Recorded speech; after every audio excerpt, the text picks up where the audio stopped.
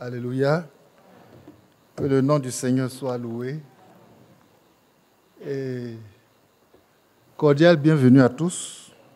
Amen. Vous savez, c'est notre rencontre mensuelle, les derniers samedis du mois. Et nous sommes heureux d'être là. Amen. Vraiment, c'est des moments importants. C'est ce que son serviteur nous dit tous les jours ici. C'est ce que nous répétons et nous disons tout le temps. Voyez, c'est vraiment des moments importants. Nous venons pour faire le bilan de notre marche avec le Seigneur. Amen. Bilan veut dire réfléchir, sonder. Voyez, c'est cela. Sonder nos vies en profondeur.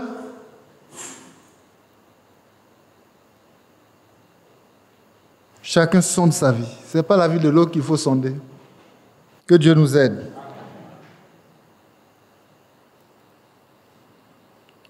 Mais nous sondons aussi la parole de Dieu. Amen. Sondez la parole. Sondez la parole. En profondeur aussi. Parce qu'en définitive, il faut que notre position soit la parole. Amen. C'est ce qui fera de nous une épouse parole de Dieu. Alors tu sondes ta vie pour voir si ça va avec la parole de Dieu. Et ensuite tu sondes la parole. Amen. Le bilan, c'est ça. Un bilan à mi-parcours, ça veut dire que je n'ai pas encore terminé la marche, mais à des moments précis, je m'arrête pour voir si ça va. Que Dieu nous aide. Si ça va.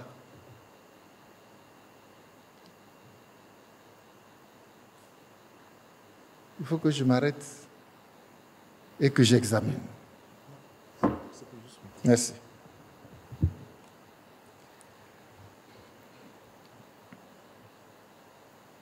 Il faut que je fasse le point avec le Seigneur. On ne va pas comme ça. Que Dieu nous aide. Il faut que j'atteigne le but. Amen. Et le but là, c'est Christ.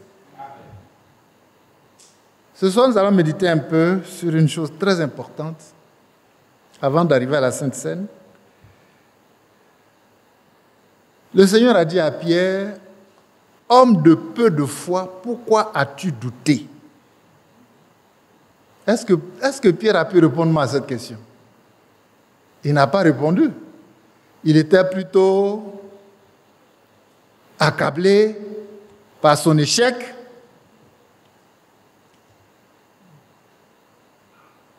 On dit le chrétien n'échoue pas. Amen. Mais si ta foi n'est pas la foi de la parole de Dieu, tu vas échouer. Que Dieu nous aide. Et tout ça, il faut sonder en profondeur. Il faut que je connaisse ma position en Christ. Oui, oui.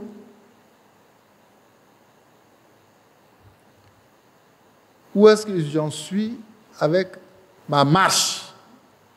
Ma marche avec le Seigneur. Tout dans ma vie doit être comme dit les Écritures. Que Dieu nous aide. Tout dans ma vie doit être comme dit les Écritures. Tout. Est-ce que Christ est formé en moi? Où j'en suis?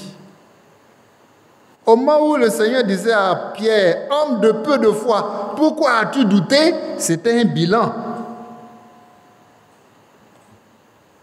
Ça veut dire qu'il n'est même pas arrivé quelque part. Mais cependant, il a fait des exploits. Il a marché sur l'eau.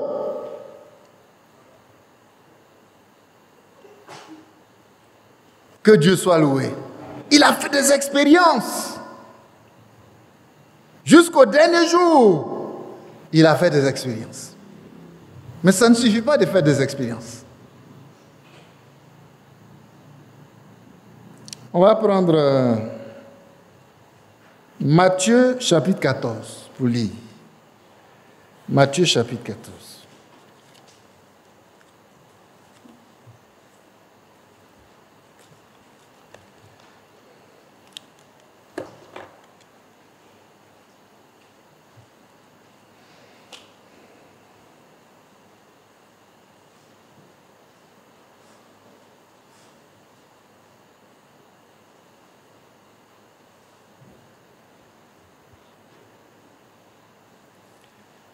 Et ce que nous allons méditer dans Matthieu chapitre 14, ça fait partie, c'est l'élément principal de ce qui ne va pas chez les chrétiens. Mais nous sommes venus pour que le Seigneur corrige. Amen.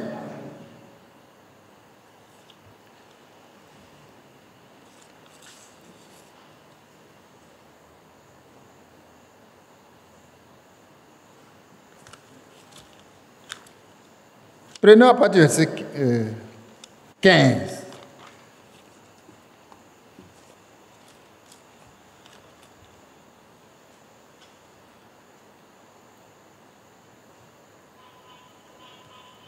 On va lire un peu.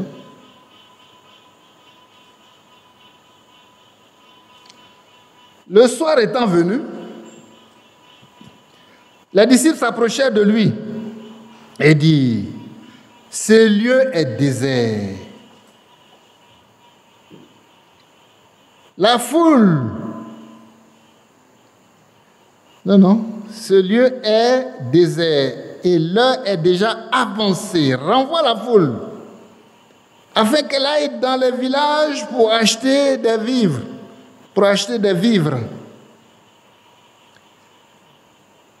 Jésus leur répondit: ils n'ont pas besoin de s'en aller. Donnez-leur vous-même à manger. Amen. Donnez-leur vous-même à manger.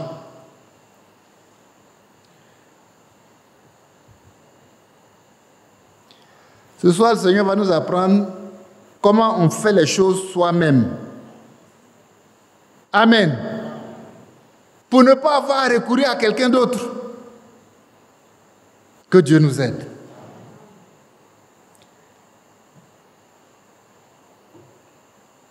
Mais il lui dit: nous n'avons ici que 5 pains et 2 poissons.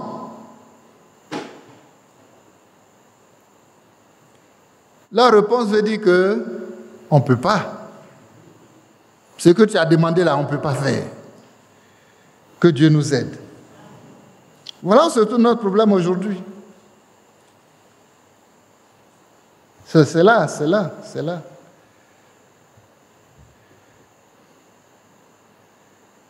là que se trouve le problème des enfants de Dieu aujourd'hui. Il dit: donnez-leur vous-même, verset 16, donnez-leur vous-même à manger. Mais il lui dit: nous n'avons ici que 5 pains et 2 poissons.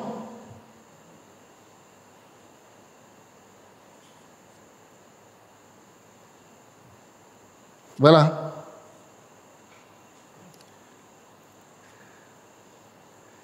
Ça veut dire que 5 pains et 2 poissons ne peuvent pas nourrir 5000 personnes et plus. Donc c'est impossible. Mais que Dieu nous aide à dépasser ce niveau-là. Parce que c'est un niveau purement humain. C'est ce que tous les hommes sont. Arrivons. Le Seigneur a toujours essayé de les amener plus loin. Ses disciples-là, il essaie de les amener plus loin. On ne va pas rester des hommes tout le temps. Devenons des enfants de Dieu.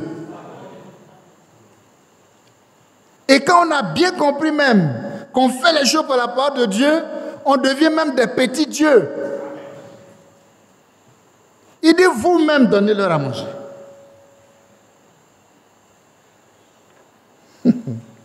Que Dieu nous aide. Et puis on regarde et on dit: on ne peut pas.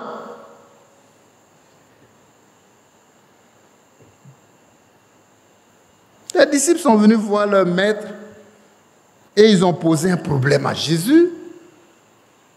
D'accord. Tous les jours, on vient et puis on pose des problèmes et puis on s'en va.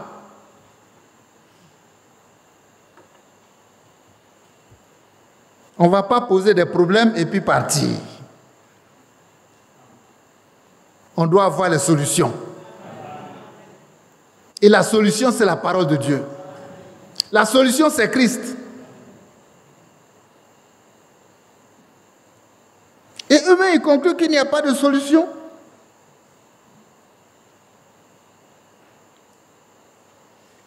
Donc, comme il n'y a pas de solution, il faut dire à la foule, ils n'ont qu'à partir. Mais qui les a rassemblés là? Pour qui ils sont là? Que Dieu nous aide.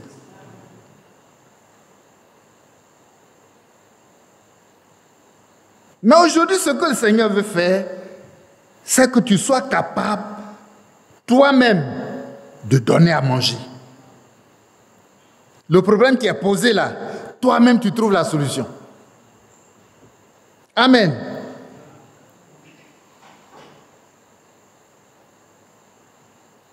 Il faut leur dire de se retirer, ils n'ont qu'à partir, chacun n'a qu'à aller trouver sa solution. Non, non, ils disent c'est vous qui allez trouver cette solution-là. Et avec le Seigneur, nous pouvons trouver la solution. Ils n'ont pas besoin de s'en aller. Donnez-leur vous-même à manger. Et ils répondent. Verset 17, c'est ce qu'il dit, hein? Il répondit, nous n'avons pas de solution pour ne pas leur donner à manger. On n'a que 5 pains, 2 poissons. Qu'est-ce que ça peut faire devant 5000 personnes? Et plus, hein? Parce que plus loin, ils ont donné le nombre et ils ont dit ça, c'est les hommes seulement. On n'a pas compté les femmes et les enfants. Ça veut dire que ça peut même être 3 fois plus. Ce n'est pas 5000. C'est peut-être 10 000, 15 000. Que Dieu soit loué. Frères et sœurs, si nous prenons notre position dans la parole de Dieu, quel que soit le problème, on peut. Soyons des hommes capables. Dieu veut faire de nous des hommes capables.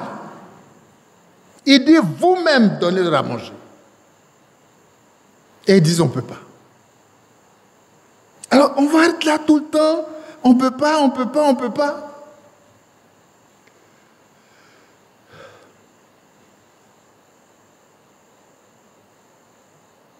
On ne peut pas.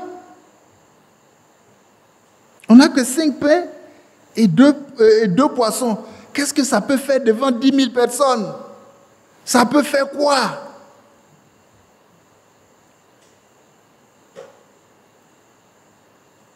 Ce qui est impossible à l'homme est possible à Dieu.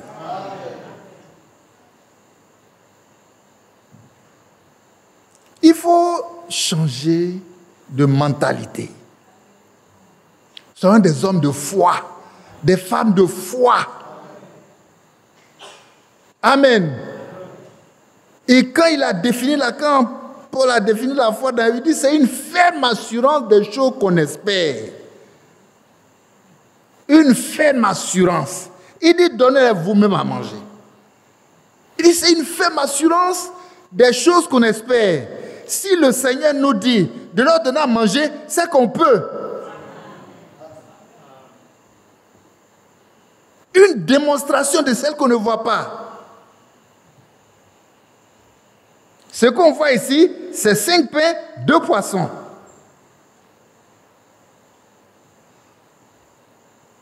Mais si la main de Dieu est dans ça, c'est entièrement suffisant. Que Dieu nous aide. Donnez-leur vous-même à manger. Ça doit fouetter notre foi. Ça doit nous réveiller. Ça doit nous amener à comprendre que le Seigneur veut nous mettre dans une position telle que non, on nous respecte. Parce qu'on a un Dieu tout-puissant.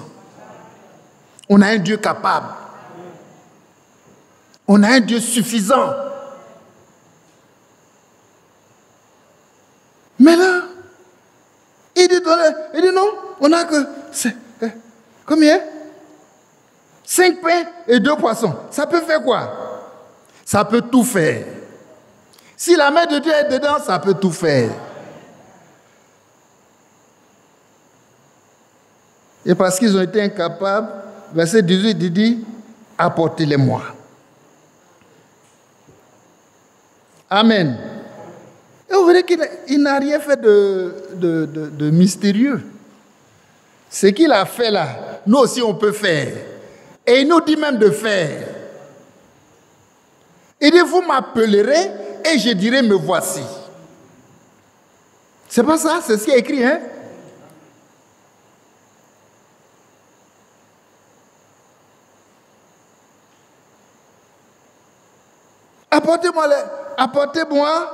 Apportez-les-moi. Verset 18. Et qu'est-ce qu'il a fait? Il fit asseoir la foule sur l'herbe, prit les 5 pains et les 2 poissons, et levant les yeux vers le ciel. Amen. Quel besoin peut passer au ciel et revenir bredouille? C'est pas possible. Que Dieu soit loué. Il rendit grâce. Puis il rompit les pains et les donna aux disciples qui les distribuaient à la foule. Voilà.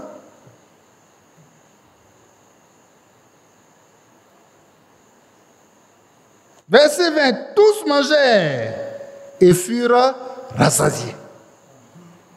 Que Dieu soit loué. Et l'on apporta 12 paniers pleins de morceaux qui restaient. Allez, au fur et à mesure qu'il casse, voyez, revenez dans ce verset 19, vous dit, puis il rompit les pains. Au fur et à mesure qu'il casse, ça augmente. Dieu soit loué. Lui, il rompt, ça augmente. On met dans les paniers, ils vont distribuer. Jusqu'à il est resté combien? 12 paniers pleins. 12 paniers pleins des morceaux qui restaient. Après que les gens aient mangé et qu'ils soient rassasiés. Ce n'est pas les morceaux qui n'ont... Non, ça est dans les paniers. Au fur et à mesure que le Seigneur casse, ça augmente. C'est lui qui est notre Seigneur. S'il nous dit à nous de leur donner à manger, c'est qu'on est capable. Frères, sœurs, réveillons-nous. Parce que ce que Dieu méprise, c'est l'incrédulité. Et c'est ce que nous essayons de lui montrer tous les jours. Mais laissez-moi vous dire qu'un jour, il était fâché. Mais il est fatigué de nous. De notre incapacité. De notre incrédulité.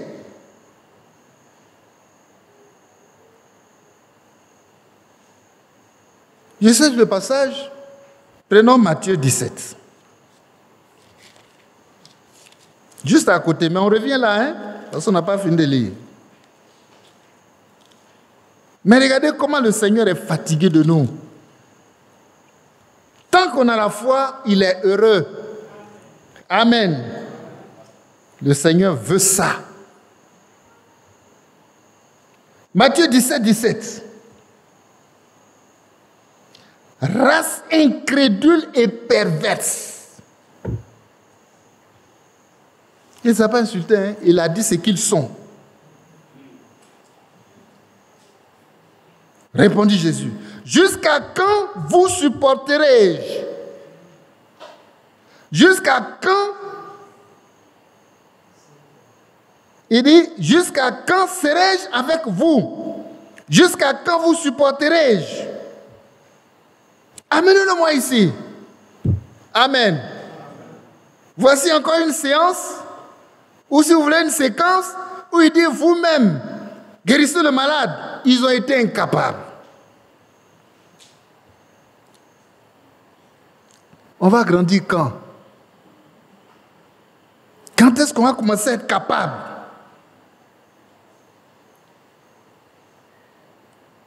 Mais là, on peut dire, mais il est excédé. Il est fatigué d'eux. Ils n'avancent pas. Ils ne grandissent pas. Que Dieu nous aide à grandir. On ne va pas venir et puis rester là où nous sommes jusqu'à la fin. Non, ce n'est pas possible.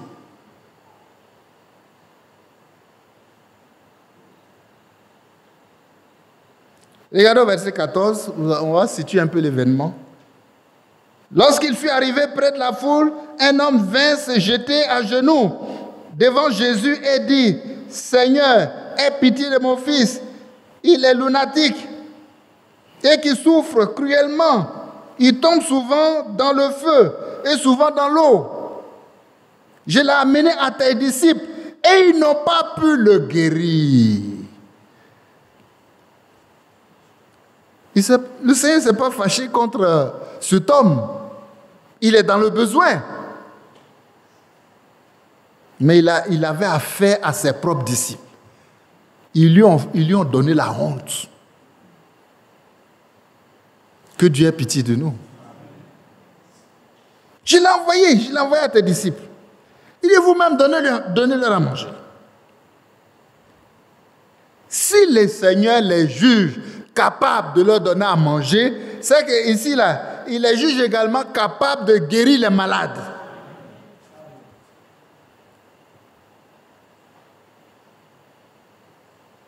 Mais voilà, je l'ai amené à tes disciples. Ils n'ont pas pu le guérir. Ils n'ont pas pu le guérir. Il dit, mais vous là, mes disciples là, race incrédule perverse. Ce soir-là, que le Seigneur nous délivre l'incrédulité. Il ne veut pas ça du tout, du tout, du tout. C'est une chose qui est une horreur aux yeux du Seigneur, c'est notre incrédulité. Ça ne le glorifie pas. Jusqu'à quand serai-je avec vous? Jusqu'à quand vous supporterai-je? Amenez-le-moi ici. Et c'est toujours lui. Là-bas, il dit, amenez-moi les pains.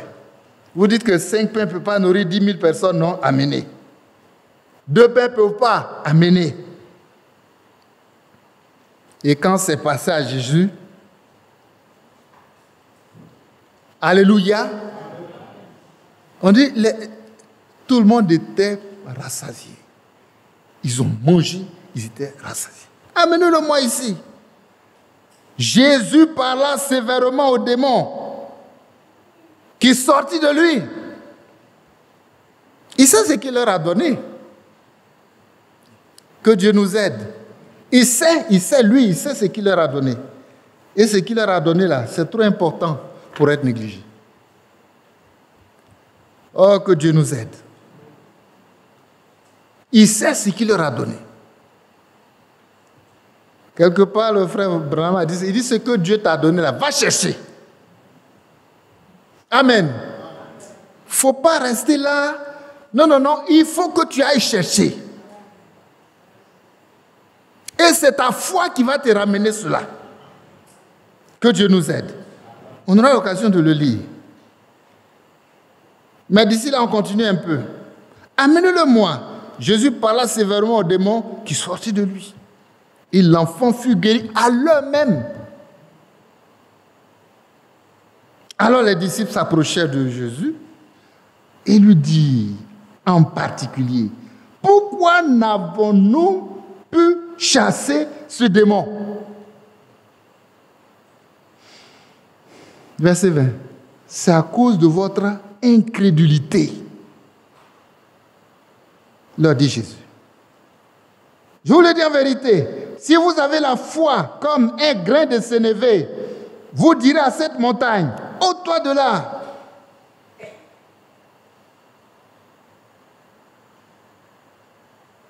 Transporte-toi d'ici là. Et elle se transporterait rien ne vous sera impossible. Amen. Impossible, là, c'est pour lui. Et il nous a donné. Allons chercher. Que Dieu nous aide à aller chercher ça. Parce qu'il veut que nous-mêmes, là, on puisse leur donner à manger. On puisse les guérir. On puisse les libérer. Amen.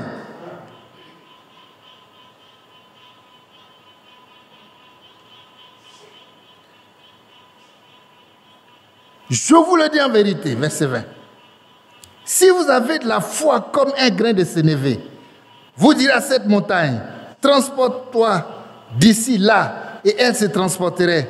Rien ne vous serait impossible. Mais cette sorte de démon ne sort que par la prière et par le jeûne. Amen. Et ce démon-là, il fatigue les enfants de Dieu, les chrétiens. Frères et sœurs, voilà un de nos combats.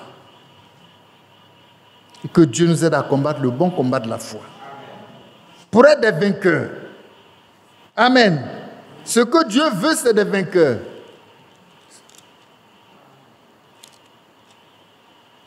C'est pas ça? Lisez les âges de l'Église. À chaque conclusion, on dit ceux qui vaincront. La couronne est pour les vainqueurs. Quand on revient dans Matthieu chapitre 15, et je veux qu'on y revienne, Matthieu chapitre 14 du reste, parce qu'on a lu jusqu'à un certain niveau.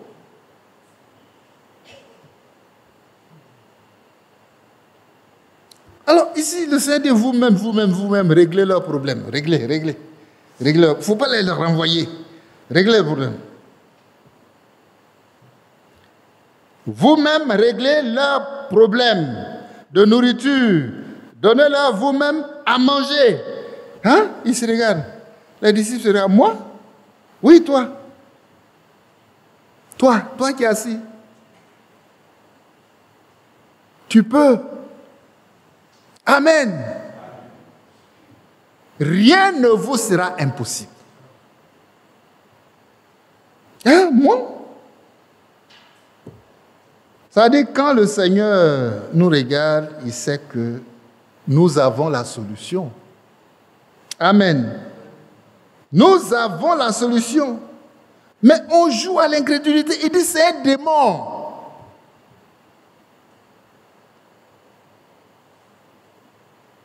Donnez-leur vous-même à manger. Quoi, moi? Oui, toi. On dit que c'est lui qui est la solution, mais il veut que nous aussi on soit la solution. Que Dieu soit loué. Moi, je ne savais pas comment ça allait se passer. Il dit, ben, quand tu seras devant Pharaon, jette ta verge. C'est tout, hein? Et c'est compliqué. En jetant sa verge, il est entièrement dans la parole de Dieu. Dieu est obligé d'agir. Que Dieu nous aide. Et la vie devient serpent. Oh, donnez-leur vous-même à manger. Quoi, moi? Oui, toi. Mais comment? Comment je vais faire? C'est lui qui a Christ là, il a tout. Il a tout, hein? Comment on va leur donner à manger? Si tu as Christ, tu as tout. Si tu as Christ, tu as tout. Question. Nous qui sommes rassemblés ici ce soir-là, qui a Christ? Je vois les mains en l'air. Tout le monde. Mais c'est formidable que Dieu vous bénisse. Alors pourquoi vous promenez des regards inquiets? J'ai tel problème, j'ai telle situation, il y a telle maladie. Mais vous avez quel problème? Vous avez Christ. Alors pourquoi vous promenez des regards inquiets? On promène des regards inquiets. C'est la parole qui le dit, c'est pas moi. Ésaïe 41. On va revenir là. Hein? Ésaïe 41. Et regardez ce qui est écrit. Ésaïe Corinthiens. On promène des regards inquiets. Des gens qui ont Christ. Je connais quelqu'un qui a Christ, qui allait dans le temple, et puis un paralytique était là, qui réclamait l'aumône. Eux, ils donnent plus que l'aumône. Ce qu'eux, ils donnent là, l'argent ne peut pas payer. Amen. Et ce que j'ai, je te le donne. Si tu as Christ, tu as tout. Au nom de Jésus-Christ, lève-toi et marche. Et il n'avait que Christ. Il n'avait que Christ.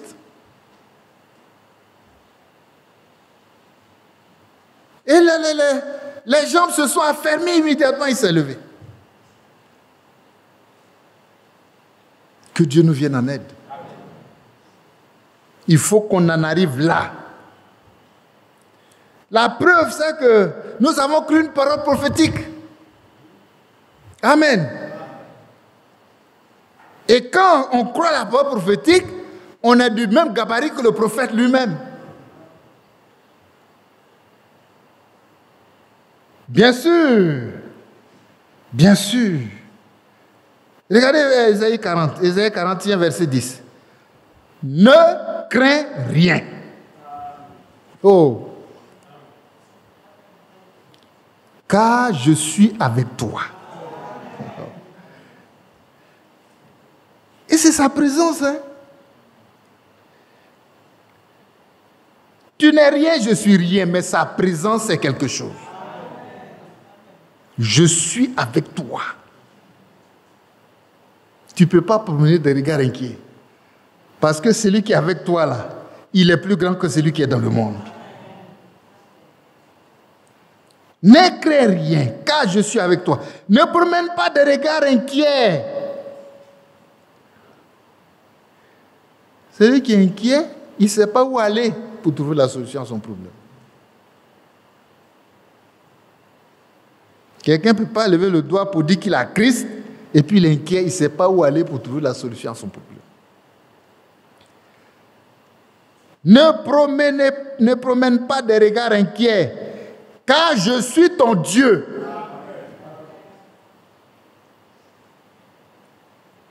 Je te fortifie. Amen. Je te fortifie. Il ne faut pas seulement le chanter. Quand on sent que je suis fort, oui, plus que vainqueur. C'est la parole de Dieu. Si je me tiens dans cette parole, je serai fortifié. Parce qu'il dit, je te fortifie. De ma droite triomphante. Non, je suis allé trop loin. Je viens à ton secours. Je te soutiens de ma droite triomphante. Un homme comme ça, mais on ne peut pas jouer avec lui. Il ne faut pas t'hasarder à l'affronter.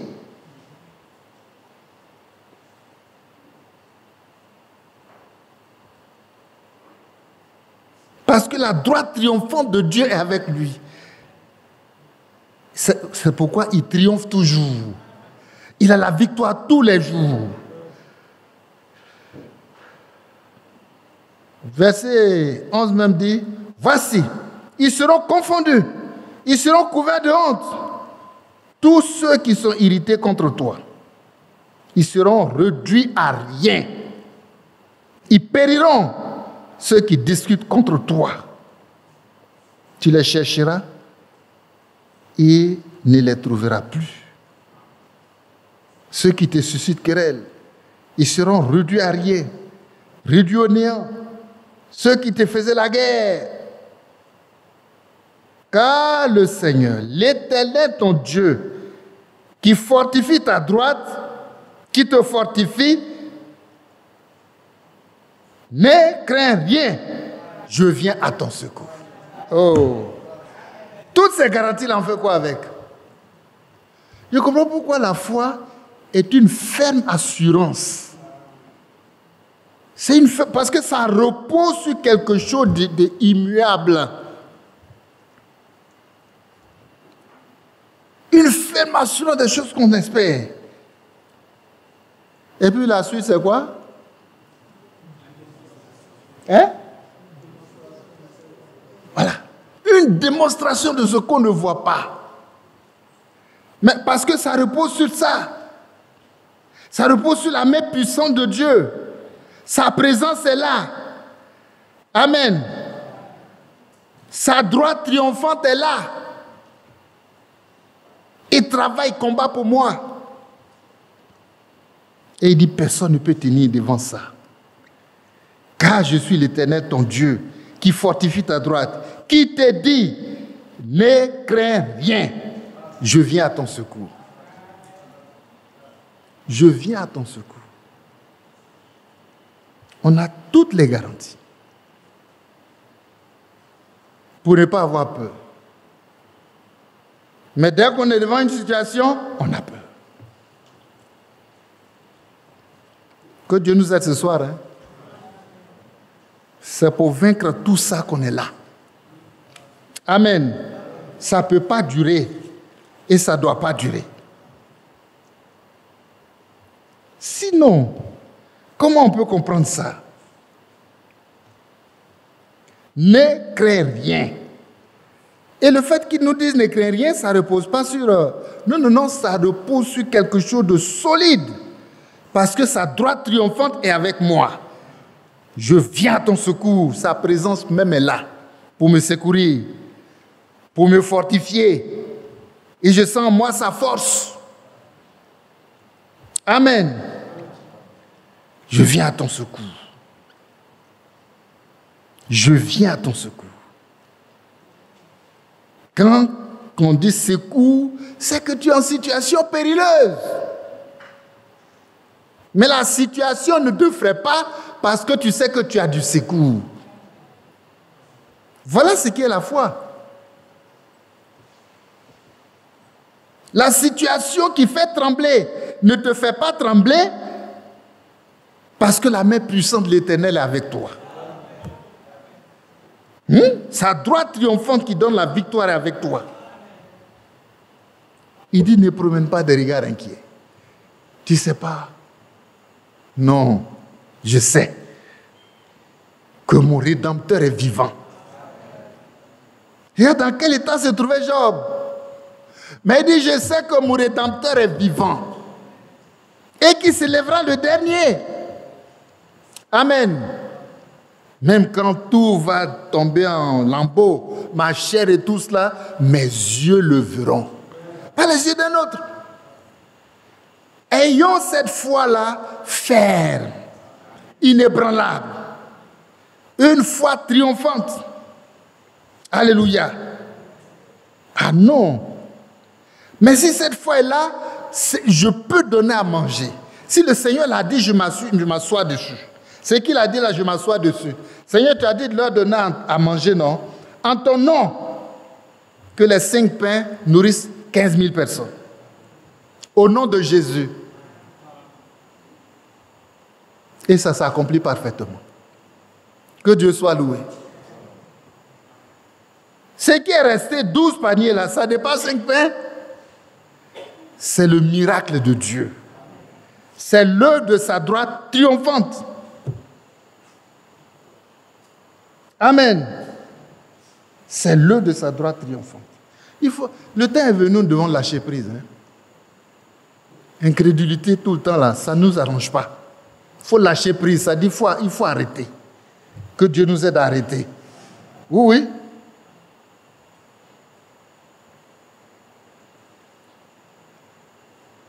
C'est le problème qui nous tourmente qu'on regarde.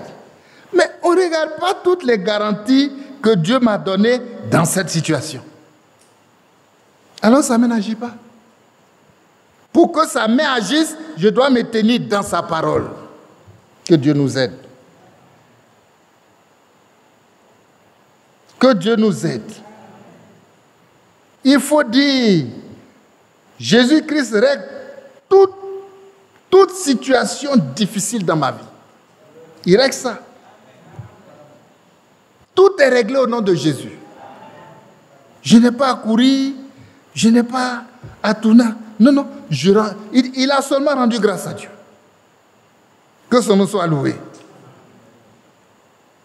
Rapidement, quand on repart là-bas, au verset 17 de Matthieu 14, là, on va accélérer un peu.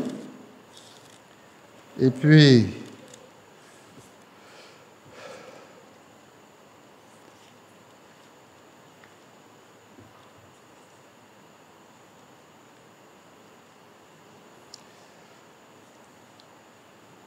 verset 17.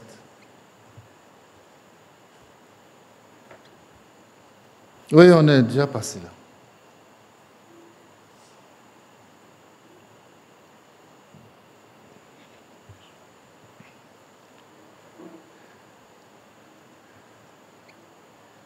Verset 21.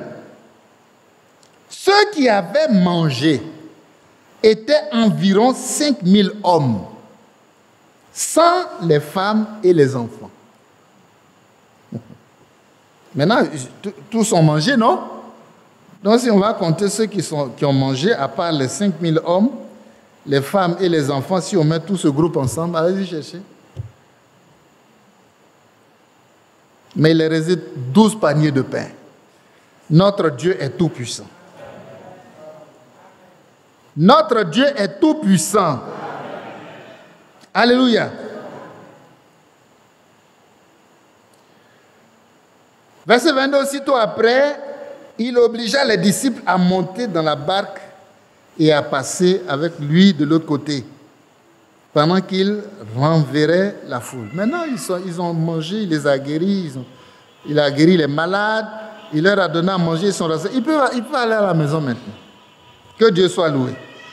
Mais pendant qu'il renvoie la foule, il dit, vous passez la barque, avancez. Parce qu'il sait comment il va les rattraper. Parce que rien n'est impossible à lui. Quand il l'eut renvoyé, il monta sur la montagne pour prier à l'écart. Et comme le soir était venu, il était là seul. Quand on lit une telle parole de Dieu, le verset 23, vraiment, faisons en sorte que la prière soit notre vie. L'esprit de prière doit vraiment nous habiter pour nous pousser à prier sans cesse. Ça, c'est l'ordre du Seigneur. Regardez, il nous donne l'exemple. Mais après tout le miracle qu'il vient de faire là, il prie pourquoi encore? Que la prière soit notre vie. Alléluia. La barque, verset 21, 24, déjà au milieu de la mer, ils sont loin. Il y a le temps qu'il a pris pour envoyer la foule, le temps qu'il a pris pour prier. Mais la distance, ce n'est pas son problème. Amen. En une seconde, il peut franchir 2, 3, 5 000 kilomètres. La barque, déjà au milieu de la mer, était battue par les flots, car le vent était contraire. À la 4e veille de la nuit, Jésus alla vers eux, marchant sur la mer. Quand les disciples le virent marcher sur la mer, ils furent troublés et dirent, c'est un fantôme. Et dans leur frayeur, ils poussaient des cris. Jésus leur dit aussitôt, rassurez-vous, c'est moi. N'ayez pas peur. Il y a déjà une parole qui nous dit de ne même pas craindre. Mais ça ne va pas toujours.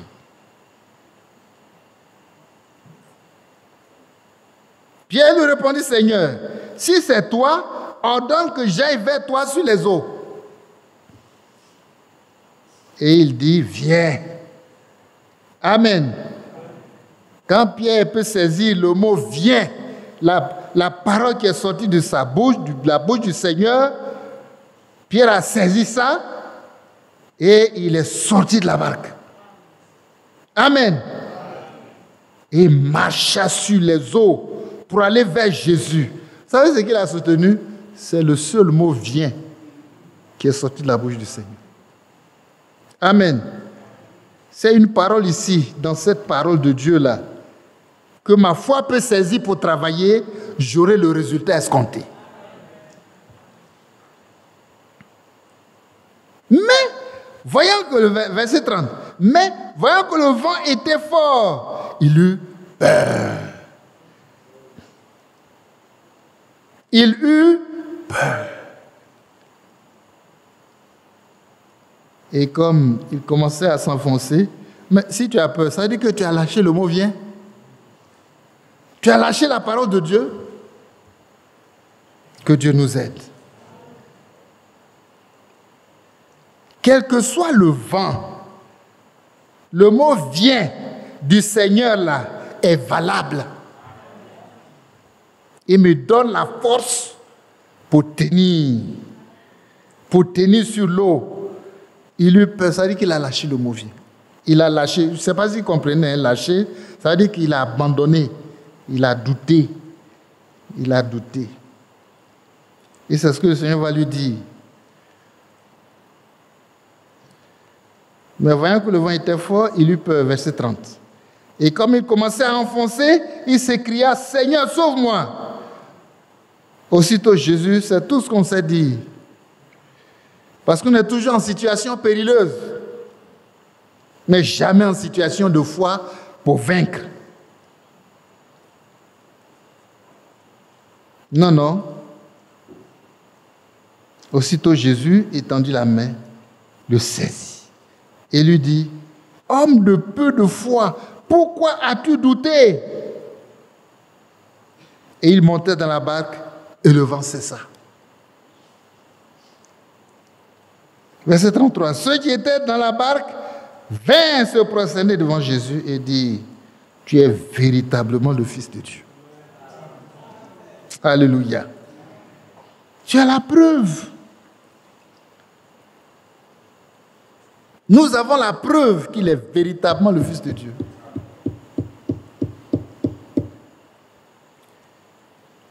Dans une prédication, voilà ce que le prophète a dit.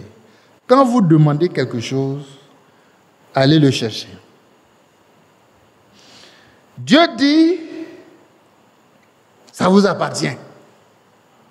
Amen. Dieu dit, ça vous appartient. Alors, n'acceptez rien de moins. Je lis ce qu'il a dit. Hein, n'acceptez rien de moins. N'acceptez rien de moins. Allez chercher ce que vous avez demandé. Faites ça et voyez le résultat. Amen. Faites ça par la foi. Ne reculez pas en disant, eh bien, je vais accepter ça, faute de mieux. Ça, c'est le raisonnement. Ça ne vient pas de Dieu. Non, non, non. Dieu promet ce qu'il y a de mieux. Et il donne son témoignage. Il dit, pendant ces 23 ans où je l'ai servi, il m'a donné cette place-là. Et aussi longtemps que je l'aime et qu'il m'aime, je serai comme ça.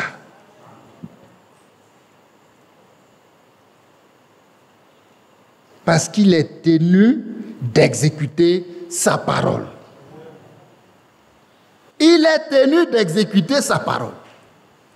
Donc, si ta foi a saisi la parole de Dieu, cette parole de Dieu que ta foi a saisie là, il est tenu de l'exécuter pour toi. Va le chercher. Amen. La femme à la perte de sang dit quoi? Si seulement je peux toucher le pan de sa robe, je serai guéri. C'est tout. Le Seigneur lui-même a reconnu qu'une force est sortie de lui. Il dit, une force est sortie de moi. Qui m'a touché? J'ai senti une force qui est sortie de moi. Sa foi a arraché cette force-là pour la guérir. Moi aussi, ma foi doit arracher la même force. Pierre dit, mais tout le monde bouscule autour de toi. Tu dis qu'il m'a touché. Mais tout le monde te touche. Il dit non. Toucher le Seigneur par la foi c'est différent de le bousculer. La foi, c'est une puissance. Amen. Et il a senti ça différemment. Il n'a pas dit quels sont ceux qui m'ont touché.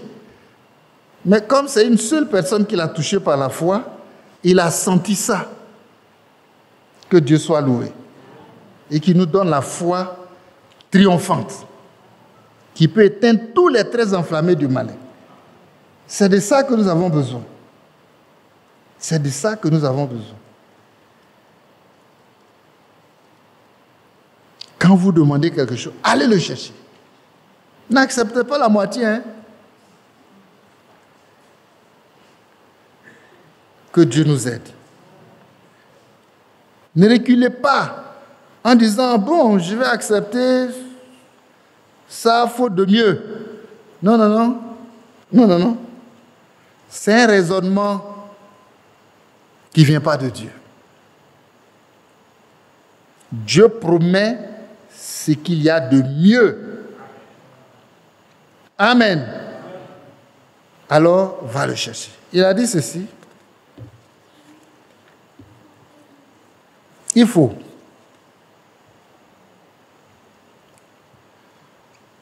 faut douter de ses doutes. Amen. Ce qui nous tue là, c'est le doute. Le Seigneur dit à Pierre, homme de peu de foi, pourquoi as-tu douté? Au moment où tu as douté, tu vois, fior, il a commencé à s'enfoncer dans l'eau. Non, la puissance de Dieu qui le soutenait là s'est retirée. Parce qu'il n'y a plus de foi, voyez, pour croire ça. Que Dieu nous aide. Il dit, il faut douter de ses doutes. Car précisément, Satan utilise le doute pour nous éloigner de la parole de Dieu. C'est ce qui s'est passé là. Pourquoi as-tu douté? Pourquoi as-tu douté?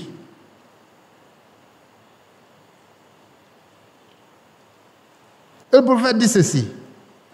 Il sème le doute. Il crée le doute. Il a bien vu que Pierre, il est quand même courageux. Voyez, Pierre est en train de marcher, il fait souffler un vent. Vous pensez que le vent qui a soufflé, qui a déstabilisé Pierre, là, ça vient de qui? Ça vient du diable. Que Dieu nous aide. Parce que, voyez, voir Pierre marchant sur les eaux, vraiment, il n'est pas content.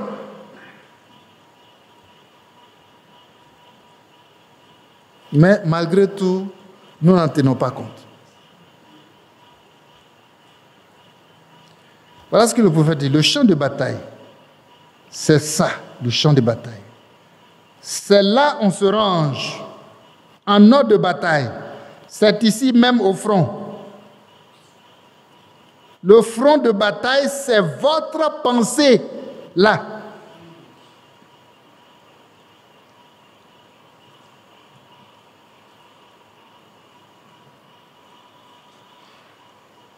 Il dit, dégagez là et dites, je crois la parole. Toujours. Et je doute de mes doutes. Dès qu'il y a un doute, il faut douter de ce doute-là. C'est pour dire que ce doute n'a pas de place. La place qui est là, c'est occupée par la parole de Dieu. Si tu mets un doute là, la main de Dieu va se retirer. Donc il faut douter de ces doutes. Je les remets en cause. Je les rejette.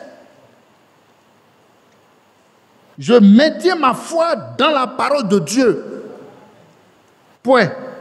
Quel que soit ce qui arrive, il ne faut pas avoir peur. Maintiens ta foi dans la parole de Dieu. Ce que Dieu a dit là, il est obligé de l'accomplir.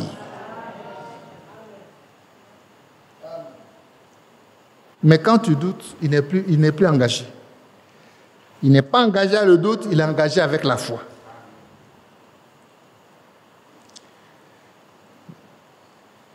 Il donne un exemple, il dit, Satan attaque la femme sur le terrain de sa pensée. Il dit à la femme, en Éden, Dieu a-t-il réellement dit? Elle a répété ce que son mari lui a dit.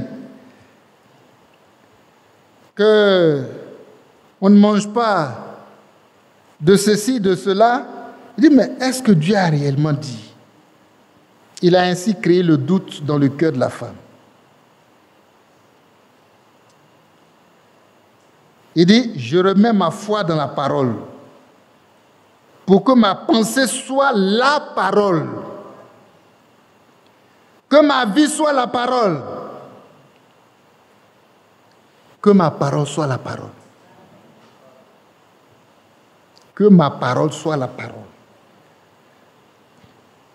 Il ne faut pas t'arrêter là pour dire, le Seigneur dit, vous-même donnez-la à manger, tu dis non, 5 pains là, ça ne suffit pas. Si le Seigneur dit de donner à manger, c'est que 5 pains, ça suffit.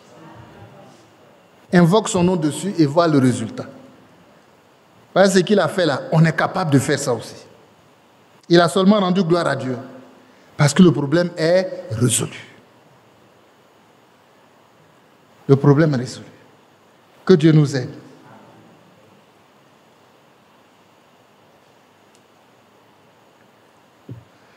Je mets ma foi dans la parole pour que ma pensée soit la parole, que ma vie soit la parole, que ma parole soit la parole, que tout en moi soit la parole, tous mes projets soient la parole. Dieu est obligé d'être dedans. Il dit, je reviens. Il dit, je deviens épouse parole de Dieu. Que je puisse dire, pour moi, vivre, c'est Christ. Oh.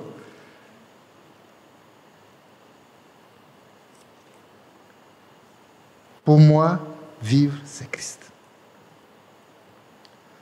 Il y a trop de choses. Parce que on se laisse aller à la chair. Aujourd'hui, c'est la crise. La crise est devenue le langage de tous les hommes et même des croyants.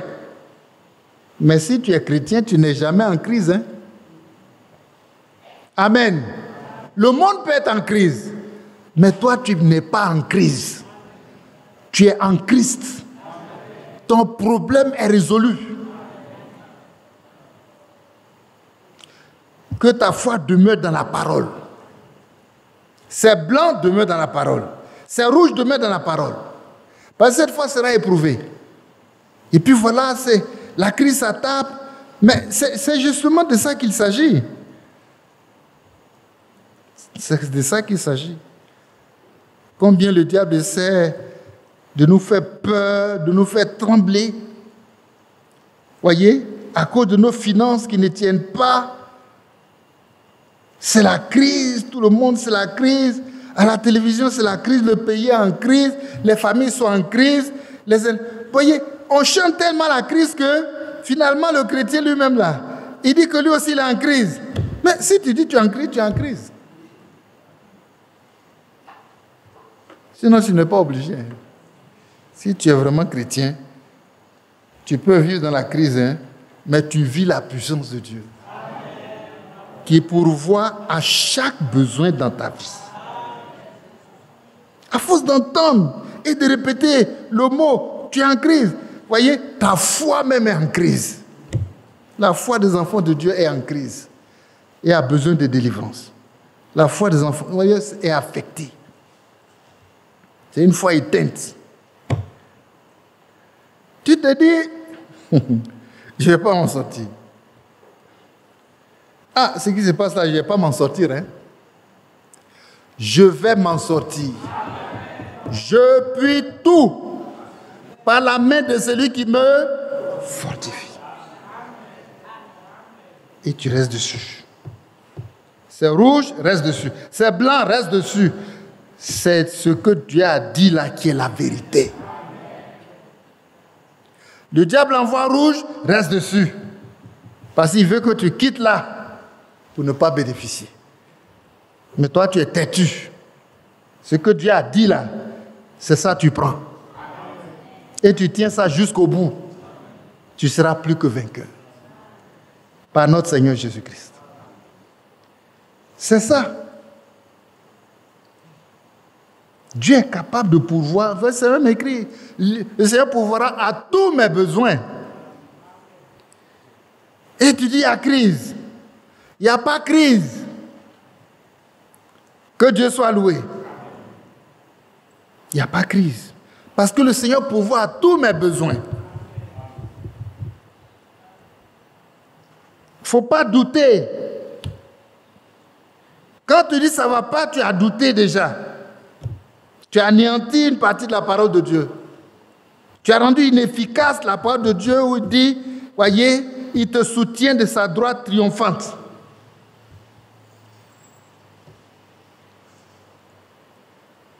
Tu as mis ça de côté. Face à la crise là, tu as mis la parole de Dieu de côté. Tu piétines même ça.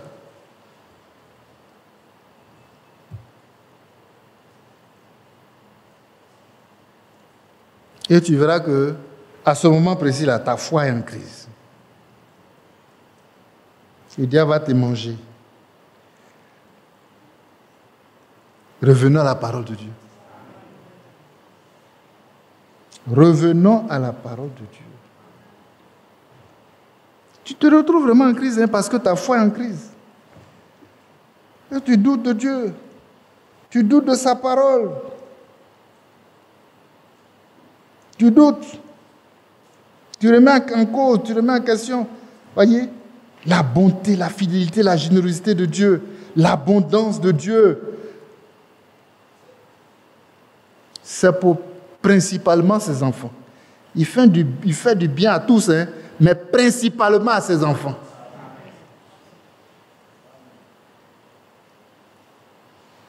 Frères et sœurs, où c'est arrivé là, c'est sérieux.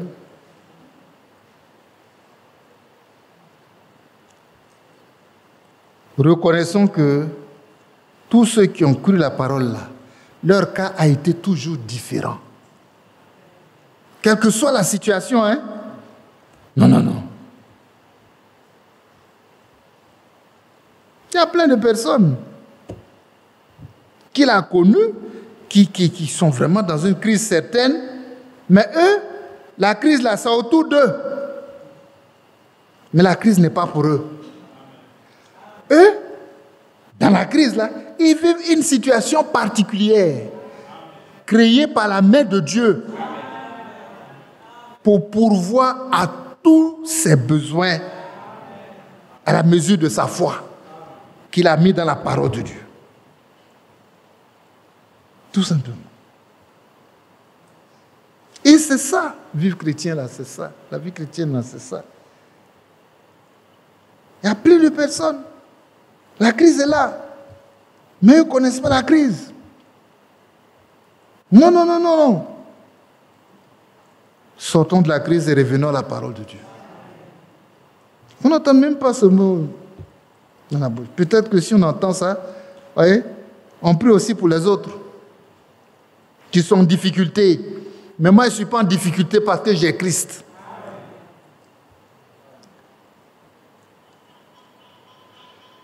Non, ce n'est pas parce que la crise est autour de toi que Dieu t'appelle à vivre la crise. Dans sa parole, il dit, de tes yeux seulement tu vas regarder. Et tu verras la délivrance que Dieu même, il manifeste dans la vie de ses enfants. Tu vas voir la crise, c'est noir, tu verras la couleur. Prenons Psaume 91.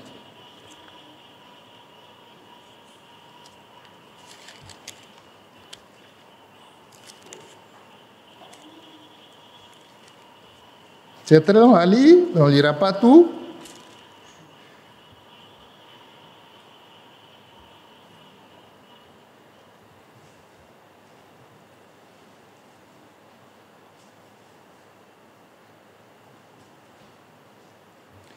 Verset 5, quelques versets. Tu ne craindras ni les terreurs de la nuit, ni les flèches qui volent le jour, Ça veut dire que ça existe. Ni la peste qui marche dans les ténèbres, ni la contagion qui frappe en plein midi. Comme il tombe à ton côté et 10 000 à ta droite, tu ne seras pas atteint. Donc, pendant que tes yeux voient cette crise autour de toi, là, tu vas commencer à trembler. Hé, comment j'ai fait? Ça va m'atteindre. Ça va. Demain, c'est à ton tour. Que Dieu nous aide. Puisque tu dis que tu seras touché. La porte dit que tu ne seras pas touché. Toi, tu dis que tu seras touché. Ça va te toucher. Mais tu ne seras pas atteint. Crois et tu le verras s'accomplir. Dès tes yeux, verset 8.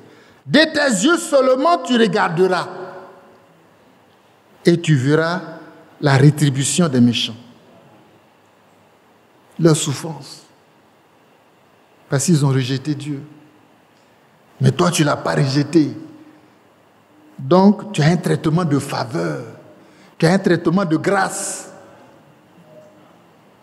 Et tu vis ça. Tu en es heureux. Tu rends grâce à Dieu. Tu glorifies Dieu pour ça. Bénéficie de ce traitement de faveur. Il ne faut pas te mettre dans le lot là. Il ne faut pas tomber là-bas, de l'autre côté. Verset 9. Il dit, car tu es mon refuge. Ô Éternel, tu fais du très haut ta retraite. Donc, je ne suis pas atteint, pas parce que je ne peux pas être atteint, hein, mais l'Éternel est mon refuge.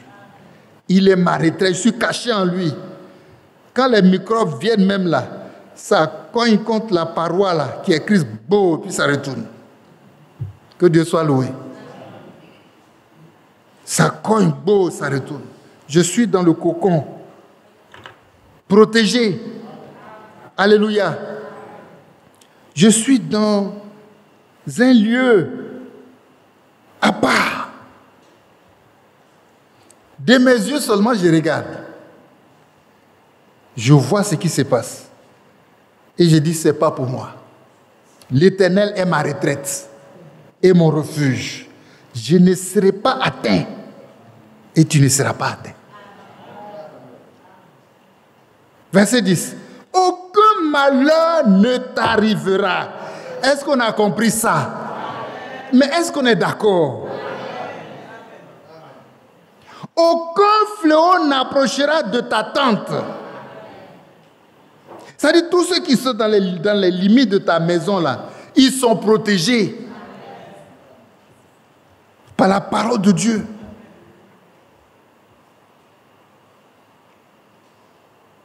Car il ordonnera à ses anges de te garder dans toutes tes voies. Ils te porteront sur les mains, de peur que ton pied ne heurte contre une pierre. Tu marcheras sur le lion, sur l'aspic, c'est le serpent le plus venimeux. Tu fouleras le lionceau et le dragon, puisqu'il m'aime. Voilà, c'est ce que la parole de, c'est ce que Dieu dit. Hein? Puisqu'il m'aime, je le délivrerai. Je le protégerai. Puisqu'il connaît mon nom, il m'invoquera et je lui répondrai. Je serai avec lui dans la détresse. Je le délivrerai et je le glorifierai. Je le rassasierai de longs jours et je lui ferai voir mon salut. Amen. Si ça ne suffit pas pour me donner l'assurance, pour que ma foi soit inébranlable, c'est que mon cas est grave. Il n'y a pas de médicaments. Mais que Dieu nous fasse grâce. Ce n'est pas parce que mes yeux voient que ma vie est menacée. Ta vie n'est pas menacée. De tes yeux seulement, tu vas regarder des choses graves, des choses. Mais ta vie n'est pas menacée. Parce que tu sais en qui tu as cru. Et tu sais aussi dans sa parole là, où il t'a mis. Pour que ta vie ne soit pas menacée. Non, la contagion qui frappe en plein midi.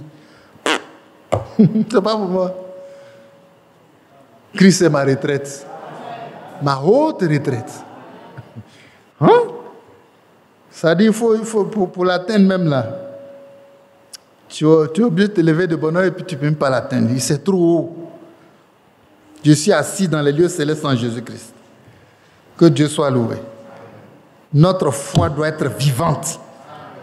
Notre foi doit vivre toute la parole de Dieu. Tout ce qui est ici, là, c'est pour nous. Et je dois pouvoir dire, ce que j'ai, je te le donne.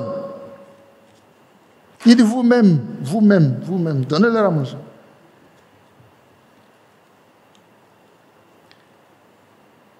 Que Dieu nous aide. Que Dieu nous aide.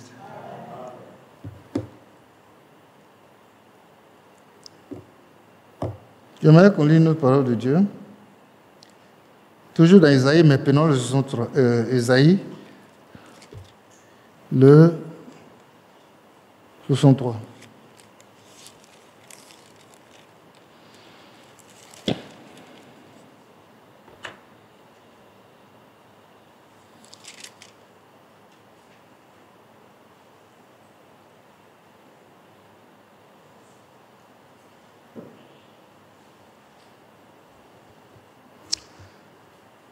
On peut lire beaucoup, mais on va lire juste le verset 9 où il est dit, dans toute leur détresse, ils n'ont pas été sans secours.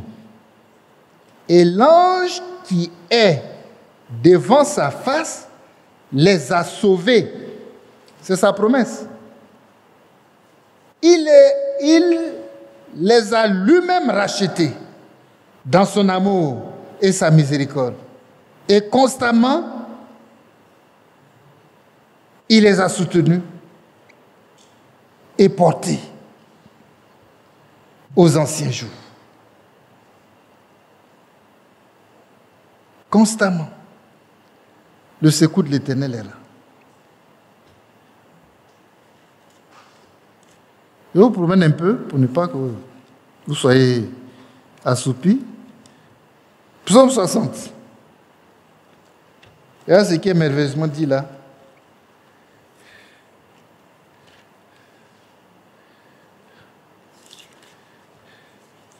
Qu'on peut lire pour ragaillardir sa foi.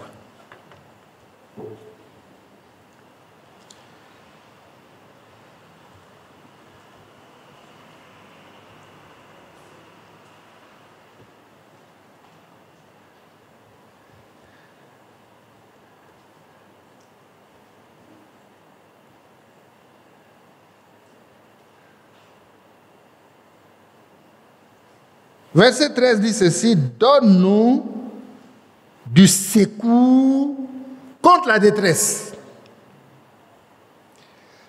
Le secours de l'homme n'est que vanité. Avec Dieu, nous ferons des exploits. Il écrasera nos ennemis. Frères et sœurs, marchons par la foi. Marchons vraiment par la foi.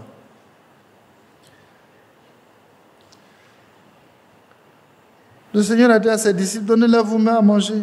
Et puis regarde leur maigre provision. Non, non, non. Ce n'est pas notre maigre provision qui est la solution. Il y a la provision de Dieu aussi. Et il nous l'a donné.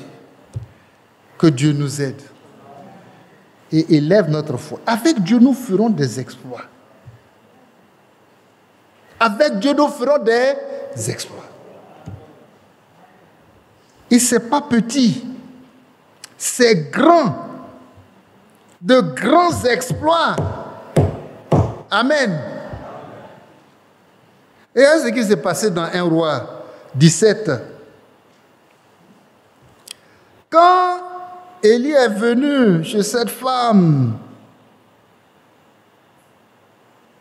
il dit ainsi par l'Éternel. Amen. Qui a parlé? Ce n'est pas un homme, hein? Regardez ce qu'on lit ici. Le secours de l'homme n'est que vanité. Mais avec Dieu, on doit faire des exploits.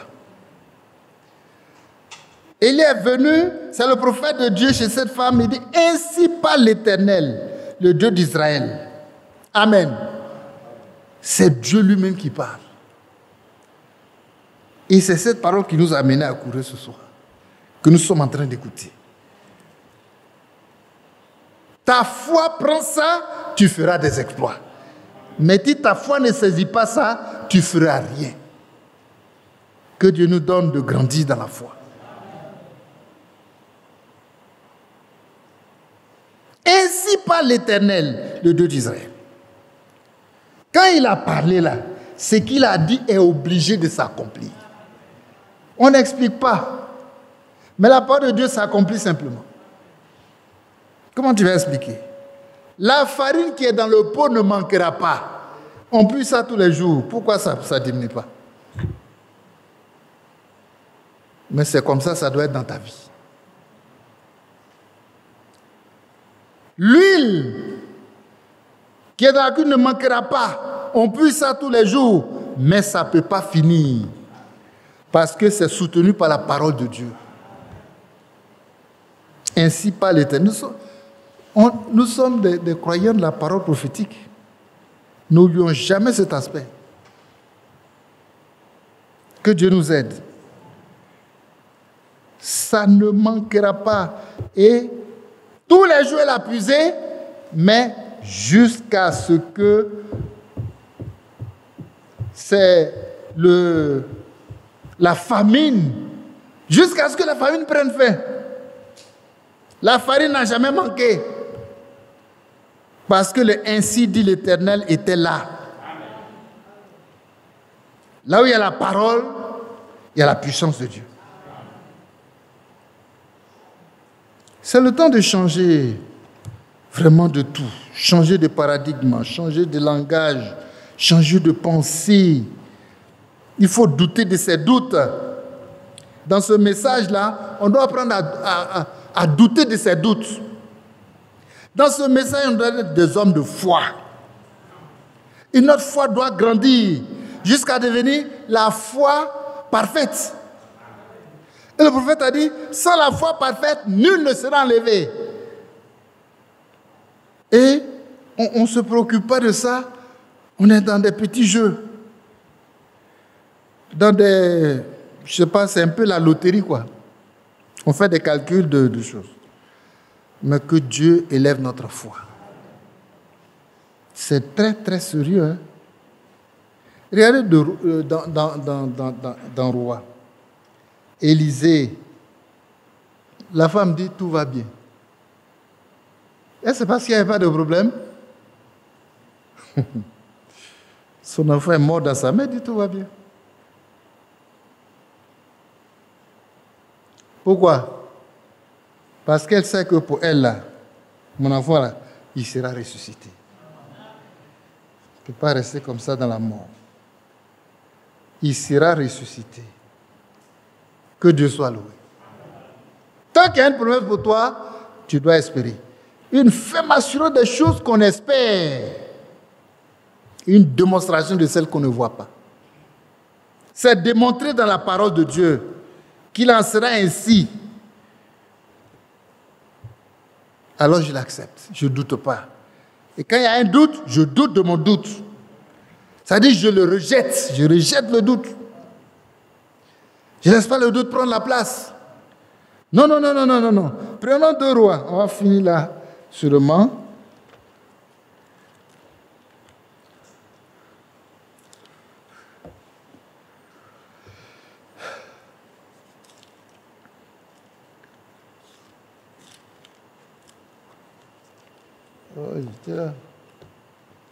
Voilà, 2 Rois, verset 4. 2 Rois chapitre 4, pardon.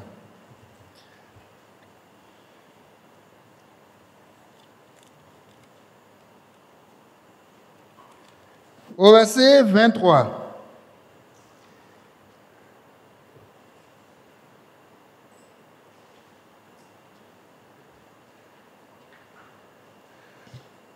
Un peu avant.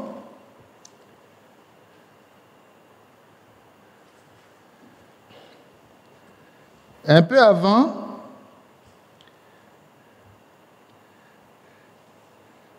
verset 22, elle appela son mari et dit, envoie-moi, je te prie, un des serviteurs et une des ânesses, je vais aller en hâte vers l'homme de Dieu et je reviendrai. Et il dit, verset 23, pourquoi veux-tu aller aujourd'hui vers lui? Ce n'était pas le jour où on va voir le prophète. Mais elle a dit, moi je vais là-bas aujourd'hui. Son mari lui a dit, mais ce n'est pas le jour.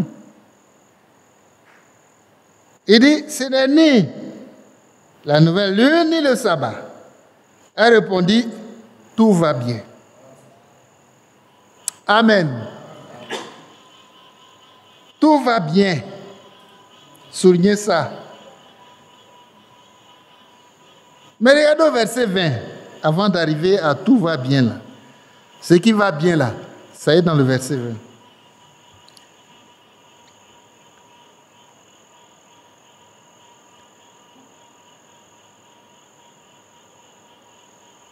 Le serviteur l'emporta et l'amena à sa mère. Et l'enfant resta sur les genoux de sa mère jusqu'à midi, puis il mourut. Ce qui va bien là, c'est la mort de son enfant. Verset 21, elle monta, le coucha sur le lit de l'homme de Dieu, ferma la porte sur lui et sortit. Et appela son mari et dit, envoie-moi, je te prie, un des serviteurs et une des ânesses, je vais aller en hâte, vers l'homme de Dieu, et je reviendrai. Si elle veut aller en hâte, ça veut dire qu'il y a un besoin urgent. Mais elle dit, mais qu'est-ce qui se passe? Elle dit, tout va bien. Mais ce n'est pas le jour où on doit aller voir le Seigneur. Elle dit, mais moi je vais partir. Que Dieu soit loué. Verset 24. Puis, elle fit sceller l'ânesse et dit à son serviteur, mène et pars, ne t'arrête pas en route sans que je te le dise. Elle partit donc et se rendit vers l'homme de Dieu sur la montagne du Carmel. Amen. Son esprit ne peut pas être distrait par quoi que ce soit. Il faut qu'elle aille chez le prophète avec son besoin. Un point, c'est tout. Et elle est partie. Verset 25 là, au milieu. L'homme de Dieu, l'ayant aperçu de loin, dit à Géasi, son serviteur, c'est Élisée, voici cette Tsunamite. Maintenant cours donc à sa rencontre et dis-lui, te portes-tu bien? Ton mari et ton enfant se portent-ils bien? Elle répondit, bien. Amen. À tout le monde a dit que ça va. Et dès qu'elle fut arrivée auprès de l'homme de Dieu, sur la montagne, elle embrassa ses pieds, Géasi s'approcha pour le repousser. Mais l'homme de Dieu dit, laisse-la, car son âme est dans l'amertume. Et l'Éternel me l'a caché. Il ne me l'a point fait connaître.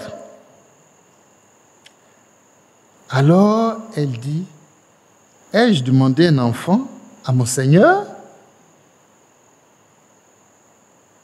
N'ai-je pas dit, ne me trompe pas? Et Élisée dit à Géasi, ce terrain, prends mon bâton dans ta main et pars. Si tu rencontres quelqu'un, ne le salue pas. Et si quelqu'un te salue, ne lui réponds pas. Tu mettras mon bâton sur le visage de l'enfant. La mère de l'enfant dit, l'Éternel est vivant et mon âme est vivante. Je ne te quitterai point. Et il se leva et la suivit. Et il se leva et la suivit. Verset 31. Géasi les avait devancés. Et il avait mis le bâton sur le visage de l'enfant. Mais il n'y eut ni voix ni signe d'attention. Il s'en retourna à la rencontre d'Élisée et lui rapporta la chose en disant, l'enfant ne s'est pas réveillé. Lorsque Élisée arriva dans la maison, voici l'enfant était mort, couché sur son lit. Élisée entra et ferma la porte. Sur eux deux, et il pria l'Éternel. Il monta et se coucha sur l'enfant et mit sa bouche sur sa bouche, ses yeux sur ses yeux, ses mains sur ses mains.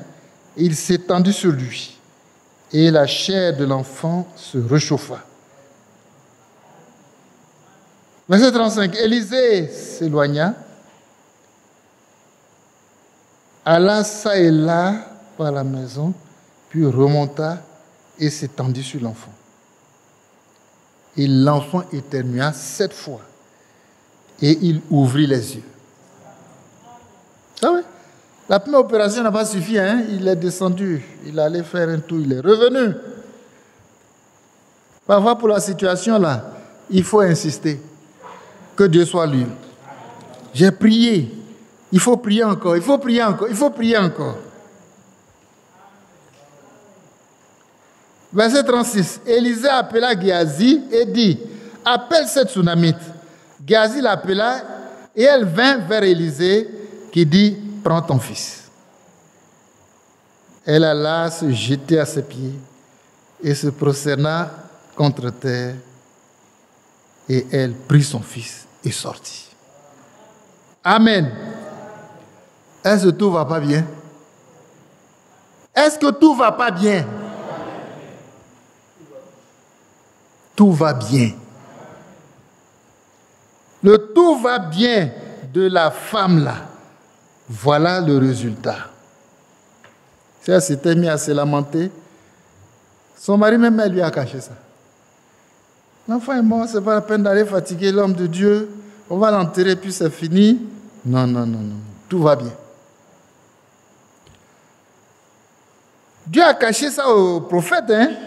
Il n'a pas eu la révélation de ce qui se passe dans la vie de la femme. Mais quand il a vu, il n'a rien lu. Il a l'habitude d'avoir des révélations, des visions, mais Dieu lui a caché ça. Il dit, mais est-ce que ça va chez ton mari, ça va chez l'enfant? Mais l'enfant était mort. Elle dit, tout va bien. Que Dieu soit loué. Tout va bien parce qu'il sera ressuscité. Tout va bien là. C'est bien passé. Mais quand dès le départ, tu dis tout va mal, ça va mal se passer. Il en sera comme tu as dit. Que Dieu nous donne de croire sa parole.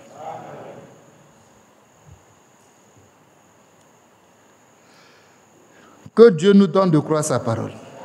Elle est restée focus, attachée à la parole de Dieu. Frères et sœurs, sortons de notre crise. Hein. Notre crise là, c'est l'incrédulité. Que Dieu nous délivre. Il dit, c'est par la prière et le jeûne. Parce que nous sommes arrivés où? Je me souviens encore des dernières recommandations, quand le frère Franck a dit, mais allez-y écouter les 5 ou 7 séances de guérison. Et quand on écoute, on voit les miracles que Dieu peut faire dans la vie de l'homme par la main de son prophète. Si nous disons que nous croyons ce message-là, Dieu peut faire les mêmes miracles par notre main. C'est pourquoi il a dit à ses disciples, vous-même donnez-leur à manger. C'est pourquoi il les a insultés.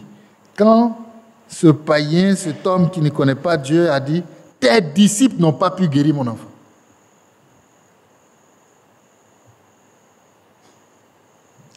La foi change les choses. La foi change tout. Amen. La foi ouvre toutes les portes. La foi. La foi rend possible l'impossible. Amen. La foi nous introduit dans une dimension qui est surnaturelle, où on voit la main de Dieu agir.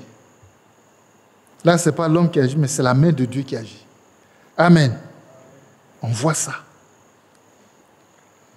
Mais c'est à cela que nous sommes appelés. Il dit, ce que vous demandez là, allez le chercher. Et puis, ne vous limitez pas, ne vous contentez pas de peu. Hein. Non, parce que Dieu là, il nous aime. Et c'est ce qu'il y a de mieux qu'il veut pour ses enfants. Donc, ce n'est pas les miettes. Que Dieu nous bénisse et que dans cette veillée, ce soir, on puisse prier pour la foi. Frère, tu vas venir nous faire prier. La foi qui a été transmise au sein une fois pour toutes, cette foi-là, elle doit faire son travail. La préparation de l'époux ne se fera pas autrement. C'est une œuvre de foi. Amen. C'est une œuvre de foi. C'est une œuvre de foi totale. C'est une œuvre de foi. C'est par la main de Dieu. C'est par la puissance de Dieu. L'enlèvement, là, quand on regarde même, qu'est-ce qui est humain dedans? Il n'y a rien qui est humain. Il n'y a rien qui est humain. Parce que quand on lit le récit de l'enlèvement, on voit que ce que nous sommes maintenant là, on sera transmué. La chair physique qu'on voit là va être remplacée. Il ne peut pas être enlevé. Que Dieu soit loué. Va être remplacé. C'est un corps de gloire. Mais c'est le dernier miracle dans la vie des enfants de Dieu. Mais si on n'est pas habitué au miracle, comment ce dernier miracle va se faire? On va dire, mais c'est impossible. Si c'est impossible, c'est que tu ne seras pas enlevé. Mais nous serons enlevés. Parce que ce que Dieu a dit là, nous croyons, et ça doit s'accomplir. C'est pas sa parole. On va donc prier vraiment pour la foi. La foi qui a été transmise au sein, une fois pour toutes, c'est pour nous. Ce n'est pas pour quelqu'un d'autre. Les premiers, c'est pourquoi il a dit que nos cœurs sont ramenés à la foi de nos pères apostoliques. Les premiers l'ont manifesté de manière glorieuse.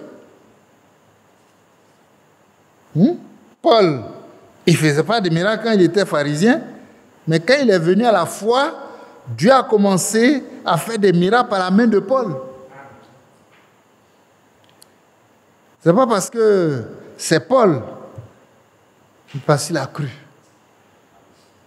Parce qu'il a cru. Et si nous avons cru, le Seigneur est obligé de se manifester dans notre vie. Croyons vraiment. Voyez. Mais c'est une résurrection authentique. Authentique.